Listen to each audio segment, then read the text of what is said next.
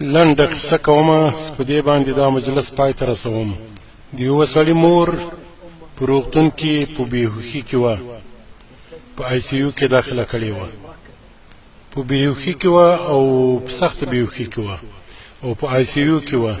او لکه تاسو ته معلومه ده چې په آی سی یو کې د ملاقات وخت 1 غنټه وي او ډېر رنځور سره څوک نه پرېږدي. دا سړی وایي له کوره روان سوم، د دوبي ډېره سخته ګرمي وه او په موټر کې مې تیل نه و. پټرول پمپ ته ورغلم د دې لپاره چې په موټر کې پټرول واچوم. وایي ګورم چې هلته یوه وړه پښې ده او 3 واړه بچیان ورسره دي او د ایر کنډیشن چې اوبه راڅاسي او هغې ته ولاړه ده. ډېره سخته ګرمي ده او دا پښې تږې ده، ماشومان بچیان یې هم تږي دي. نو هغه ایر کنډیشن یو څاڅکی له پاسه راوڅڅېږي، هغه پښې یې په خوله کې ونیسي او بیا یې خپل یو بچي ته په خوله کې ور واچوي. همدغه شکل باندې د هر یو بچي په خوله کې یو څاڅکی اوبه ور اچوي. کله چې مې دا ننداره وکتله چې پښې پورته ایر کنډیشن ته خوله ونیسي، څاڅکی په خوله کې ور ولوېږي او خپلو ماشومانو ته په خوله کې ور اچوي. کته سوم له موټره ورغلم، یو بوتل اوبه مې واخیستلې په پټرول پمپ کې او په چاړه باندې مې هغه بوتل نیمه یې پرېکړو او هغه پشیانو ته مې کېښودلې او پشیان ټول سر پرې کوړه سو او څښل یې او ما یې ننداره کوله. هغه پښې او بچیانو یې هغه اوبه څښلې. زه ځین روان سوم، لاړم سیده روغتون ته ورغلم.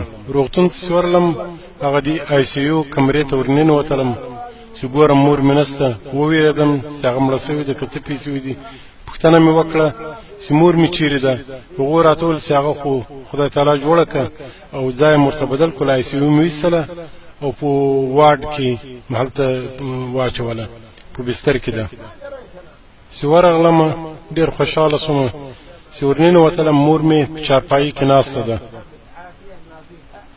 چې ګورم داسې روغه رمټه ښکارېږي چې هېڅ ناجوړي نسته پکې. ډېر خوشحاله سوم چې ورغلم. مور مې سرتور سر دعاګانې راته کولې چې خدای دې جنتونه جای کړي، خدای دې ښه درسره وکړي، الله تعالی دې خوشحاله لره. ما ورته ویل څه قصه ده مورې؟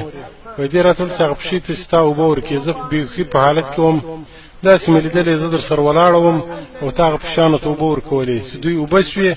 زه په سد باندې راغلم او خدای تعالی له هغه بېهوښي چې راویستلم چې څرنګه تا دوی ته اوبه ورکړې زه جوړه سوم. هو نیکي کوئ، ښه کوئ. رسول الله صلی الله علیه وسلم فرمایي داووا مرضاکم بالصدقه، د خپلو ناروغانو علاج په خیرات باندې کوئ. خیرات یوازې په انسانانو نه ده، په حیواناتو باندې ترحم فرض ده. چې کله داسې حالت ووینئ نه ده معلومه چې کومه صدقه، کوم خیرات او کوم نیک عمل د تاسې قبلیږي او کوم عمل د تاسې جنت ته د دخول سبب ګرځي.